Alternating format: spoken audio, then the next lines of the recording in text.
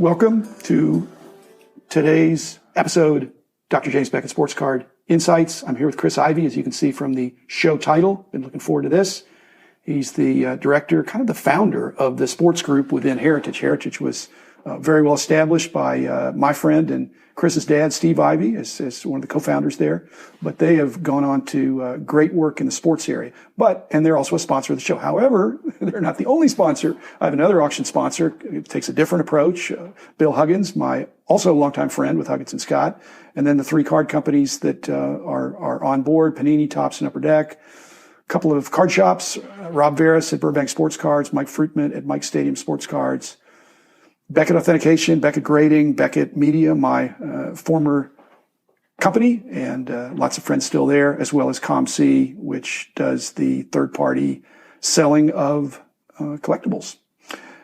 Chris, welcome to the show. Thank you for having me. I want to just use this episode to kind of let our listeners know your background, that you're the son of Steve, but you are a force in your own right. Your dad had a lot of wisdom in making so many right decisions with especially with coins, but he wasn't a sports guy. And thankfully for the hobby, and I hope you've enjoyed it as much as it seems you have, what a great ride. And you're really on a winning streak. So tell us some of that story of how you talked your dad into it, or how you got away from the coin collecting bug. Yeah, sure, absolutely. And found true religion with sports is the number one. Sports is my passion. Sports collectibles has always been my interest. And I'm very lucky to be born into a family that enjoys collectibles. But the interesting thing is as I grew up, I never had any thought of working with my dad or working at Heritage, because it was a coin company. Yes. When I grew up, coins and currency, and I had very little interest in those. It was fun because I would go to shows with my father, yeah, and I would always work my way to the very back corner of the room where the sports collectibles were at the time, and I'd wheel and deal and have fun and do my thing. But again, yeah, it was something that was fun for me and something that I did with my friends as I grew up. But again, I never thought I'd be able to make a career out of it, or that I'd work at Heritage. When you were collecting them, and your auction is just noted for having such a fine eye for the best stuff. And your dad had that too in the coins. Was that your collecting interest, or were you in the more mundane stuff and working your way up? So how did you? I started as a kid, so I was 9, 10 years old. So I was collecting mid '80s. As sports collecting was very astute, Chris. As sports collecting was ramping up and getting very popular. As you know, at the time there were shops popping up on corners all over the U.S. and a lot of shows, and Beckett Baseball Card Monthly circulation was massive. But it was great. Yeah, but. I grew up, collecting the athletes of the day, Will Clark and Barry Bonds and Don Mattingly and all those guys. I really enjoyed it, but I did evolve. As I got a little bit older, I started getting out of the more modern stuff. And one of the last things I did, before I, graduated high school and kind of got out of collecting for a little bit, which is a common thread for a lot of collectors. Me too. I sold off most of the modern stuff, and I bought a few high-end sets out of Superior Auction out in L.A. I think I bought a 1963 Topps, a 1956 Topps, and got some real high-end sets, and I enjoyed them. And then as I got back in the business in my early 20s, I ended up selling those off, and they were helpful. Yeah, that's cool. Yeah. Do you collect still, or you're handling things that are going through your hands are so it's so amazing. I really enjoy handling the material. I feel like I'm a curator for it. Yeah. I'm taking it from one home and finding a new home for it that it's going to be looked after. And I love our process that we get to image the material, we get to evaluate it, we get to describe it, and then we put it online for it to live forever. Right. So people can research it and find it. And you've got an amazing database now, don't you? I mean, is that a lost leader for you to kind of show that you're trying to establish market leadership, or is that because it's a valuable resource that anybody can use, as I understand? Yeah, it's free, absolutely. And you just have to put in you just have to register as a client, right. and even then you can still get the title and the one image, I believe, without registering. But once you register, you can get access to everything. And I wouldn't call it a lost leader actually, because we use our search engine optimization to show. So if someone comes up with a neat item, a Ted Williams jersey or a signed baseball or card collection, and they Google search it and they come up with one of our prices realized and end up contacting us for it, that helps us get fresh material in the door. So we're up to over 100,000 sports results, and well over, we're approaching 2 million results for collectibles in general, including coins and the other 30 categories that we handle. One of the criticisms from before I started the price guides was that more information is going to mess it up. Mm-hmm. People, you're going to level the playing field. People are going to know what things are worth.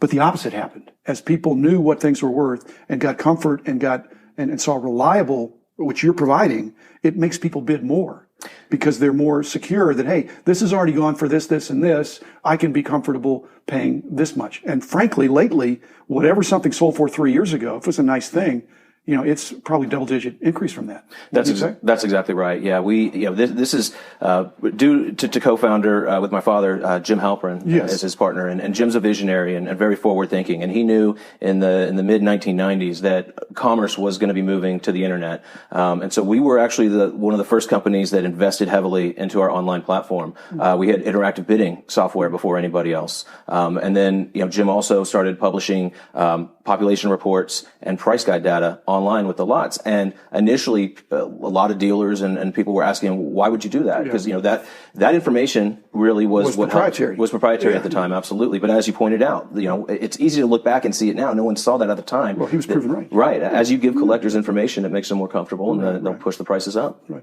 Yeah. And yet, I want to mainly talk about your hobby journey, but it just seems like it's inextricably linked to heritage. Right. And so much of the heritage stuff is one of a kind. That you're coming up with these personal items. Was that ever appealing to you as you moved into your collecting phase? Are you serious? You're really just a curator. It's just passing through your hands, and you have a collection of digital photos. Of amazing items. You have the greatest digital photo collection in the hobby. I do still collect a few things. I mean, I still have a portion of the collection I collected as a kid. Unfortunately for my mother and my wife, it still takes up a closet in the house. And the only thing I still actively collect, I went to the University of Texas, and so I like collecting items related to UT football, UT baseball, old photography, game worn equipment, that type of thing. Although I don't display it anywhere, I do. I have a few pieces displayed in my office. That's cool. So that's what I still collect. But yeah. As far as baseball cards and stuff, I'm not actively really adding to my collection. I still love this stuff. Yeah. But how typical is that experience from? You have a really strong team at Heritage in the sports group of the guys I'm aware of. Are they similar in background to you in the sense that they're not really as much collectors now, but they were, and they're really savvy and they understand grading and they understand scarcity? Is that what you're looking for? And I understand you're looking to add. You're successful enough that y'all are growing. Mm-hmm. So yeah, we're always looking to bring on talented. But they're like that. They're like that. They can't, if they're still collecting real heavy, is it get in the way? Or I know it doesn't really. I mean, it varies from person to person. But everyone's there because they love it and because they collected at one time or another. They understand the hobby, and so collecting, as you know, it's something that's just kind of innate. It's a little bit in your blood, and so it's something that's hard to give up. So a lot of collectors, we found that there may have been someone that put together a world-class coin collection or a world-class gun collection, and it's about the thrill of the chase, and it's fun completing the collection, finding everything, and then once collectors sell a collection, they'll start to build another type of collection. Yeah. They enjoy learning about it. They enjoy finding the items and putting it together. That's really what the personal satisfaction comes from. Who was the first person you hired? Who was the first one that came on board? Was it? It was a gentleman named Stephen Carlisle, who's still here locally and a friend. And then soon after Stephen was Jonathan Shire, who moved to Dallas from New York, and he's still our primary cataloger to this day. Cool. Yeah, cool. And then you've just added people all along, and now you're looking for somebody that's more of an intake person or somebody that's knowledgeable of identification and all that stuff? Yeah, we have a good problem right now, which is, we've got a lot of consignments coming, card consignments coming in, set runs and those type of things. We put a lot of fresh material out into the market, and so, but it takes a lot of work to take that set run, from when we take it in to get it properly, get the items properly graded, to get them described, imaged, and then really, cataloging it properly. We take pride in the fact that we have very few returns on the raw portions of the sets that we sell, because we have to go through and grade them, and it is well, you mean difficult work. Individually grade them but you have at least one guy I'm aware of that's an excellent grader. Yeah, that can pre-grade and probably tell you what the grade it's going to get. But how do you deal with the delays with the backlog of the major grading companies? All seem to be having trouble. Are you such a great customer that you get?